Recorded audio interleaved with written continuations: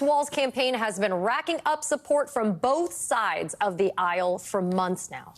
Just this morning, former Trump White House aide Cassidy Hutchinson, who bravely testified before the January 6th committee, endorsing Kamala Harris right here on MSNBC. This is a moment that is so much bigger than a political party and our allegiance to a political party, which led to my decision, which wasn't really even a decision once I had thought about it pragmatically, about to endorse Vice President Harris. More recent endorsements rolling in from Wisconsin Republicans as dozens of local Republican officials signed an open letter in support of Harris's candidacy. Tonight, Kamala Harris and Liz Cheney will be urging voters to put country over party with just 33 days left until Election Day. We've got a fantastic panel for tonight's big event. Joining me now, Molly Jong-Fast, Vanity Fair special correspondent and MSNBC political analyst, Tara Dowdell, Democratic strategist, communications consultant, and the president of Tara Dowdell Group. We've got Christine Todd Whitman, former Republican governor of New Jersey and the co-chair of the state's United Democracy Center, and Timothy Snyder, professor of history at Yale University and the author of his new book on freedom. I want to thank all of you for being here, but I want to start with you, Molly and Tara. You guys are joining me on set. I appreciate it. Molly, there's got to be, I don't care how jaded you are, and listen, we've been through a lot, right, politically these past few years.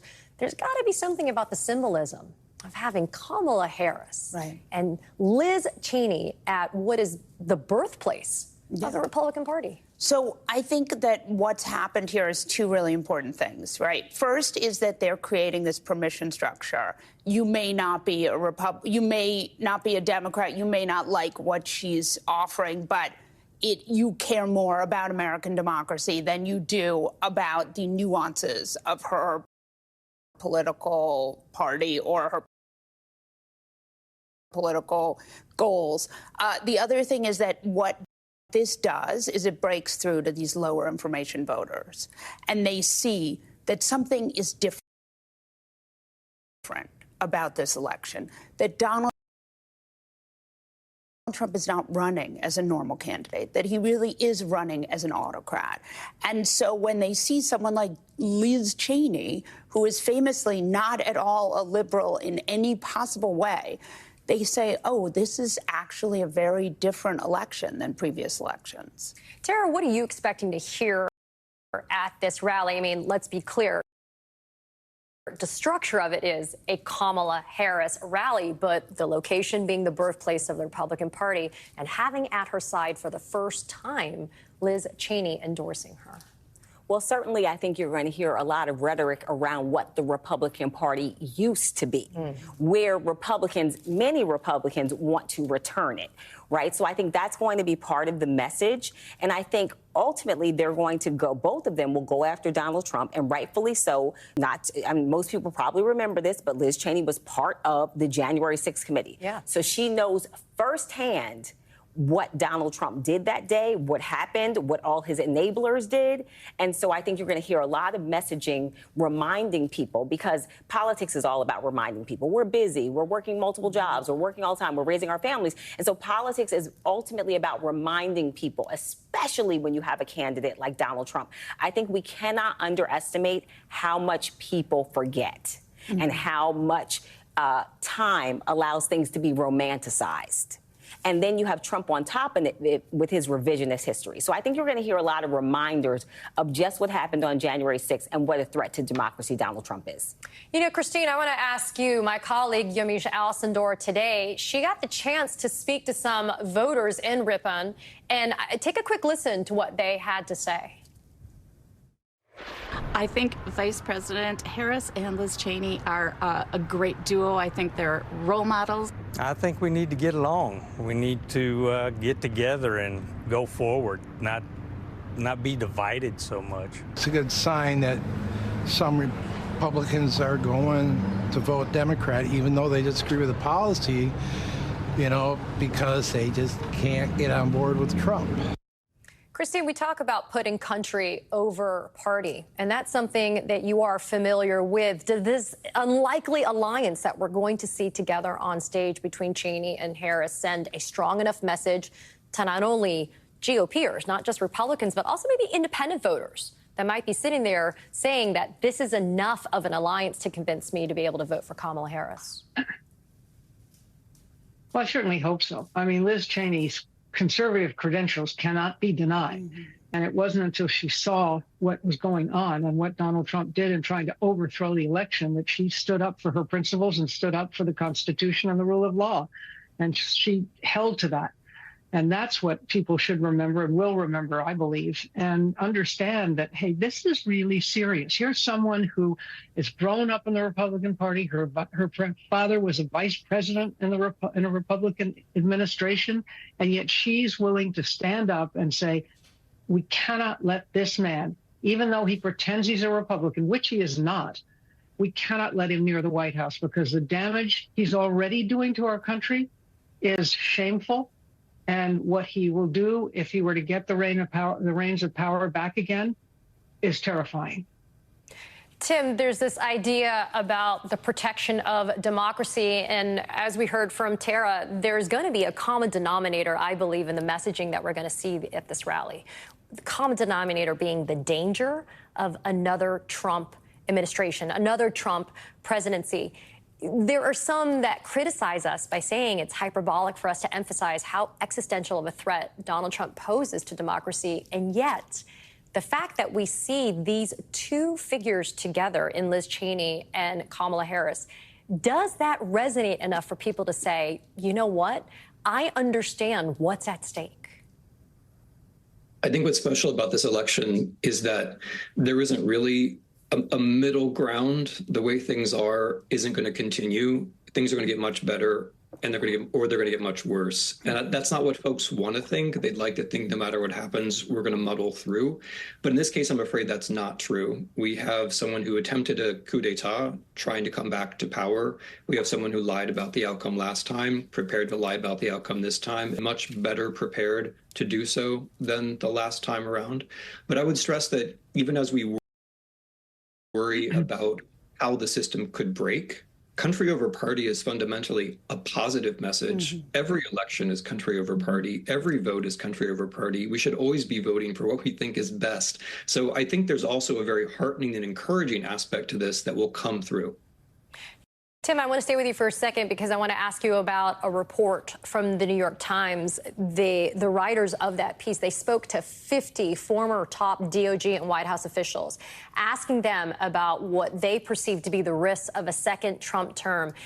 And the results were startling. 42 of the 50 said, 42 of the 50, it's very likely that a second Trump term would pose a significant threat to the norm of keeping criminal enforcement free of White House influence.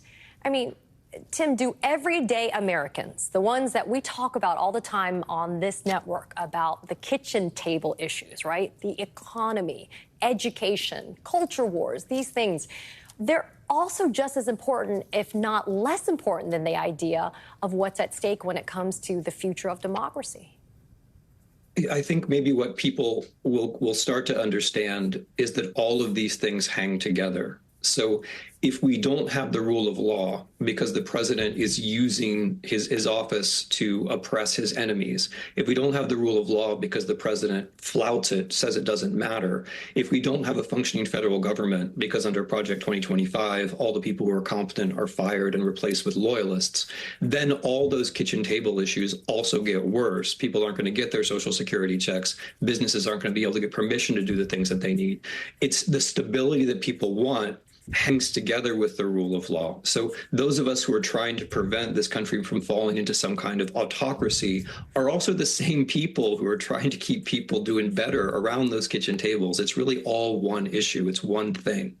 You know, Tara, they say timing is everything, right? So we had a VP debate just a few days ago. It feels like it was a long time ago, but just a few days ago. We had a monumental bombshell filing come from special counsel Jack Smith. And again, the idea of that legal filing dealt with the 2020 election 4 years ago and the idea of Donald Trump trying to overturn the results of that election.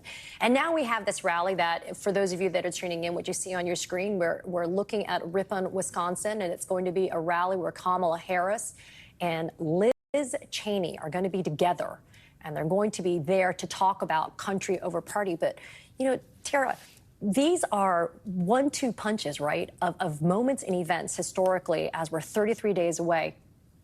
And yet, I wonder how much are people paying attention? Right.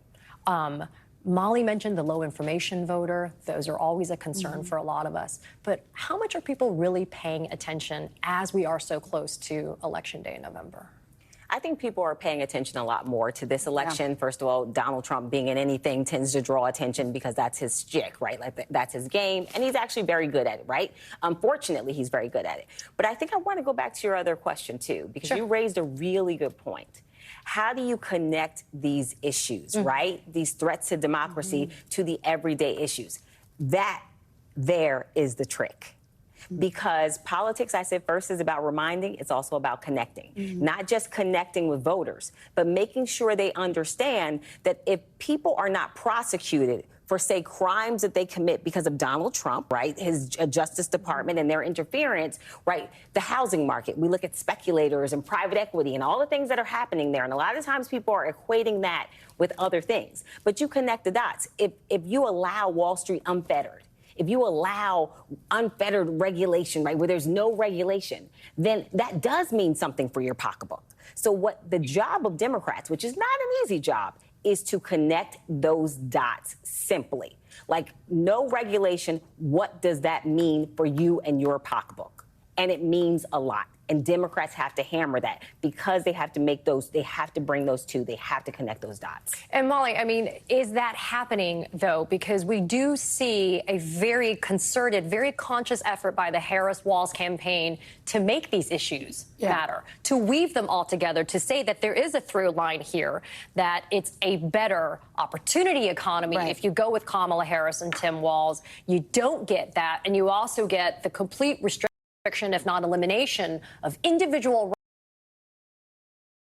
rights if you go the Trump-Vance way. Yeah, for sure. Look, I mean, you and I both have a very fraught relationship with polls, but they do show a direction, right? And Harris's direction is better and better, right? People trust her on the economy more than they did. And every week we're seeing better and better polling for her. I think she is breaking through. I think her message of the economy that is an opportunity economy that is for the middle class is really smart. And look, just to go back to Project 2025 again, Vance said during the vice presidential debate that, you know, we have survived one Trump presidency, we'll survive another. But the lesson of Project 2025 is that they didn't get to do what they wanted in the first Trump presidency. That's why they put this together. That's why all these conservative think tanks did this, is because they have a plan, and it's going to start at day one, and it's going to involve firing all the nonpartisan government actors and putting in a federal government that really is an arm of the Trump campaign. So what you're seeing right now is a local sheriff. He's actually getting the rally started over in Ripon, Wisconsin. He's going to be getting things launched, as we're going to be hearing from Liz Cheney, hopefully after this gentleman speaks. But he's a local sheriff over in Wisconsin, and he's addressing the crowd that is assembled for this Harris rally while he's speaking. And just for you guys, the viewers that are tuning in, once we actually get Liz Cheney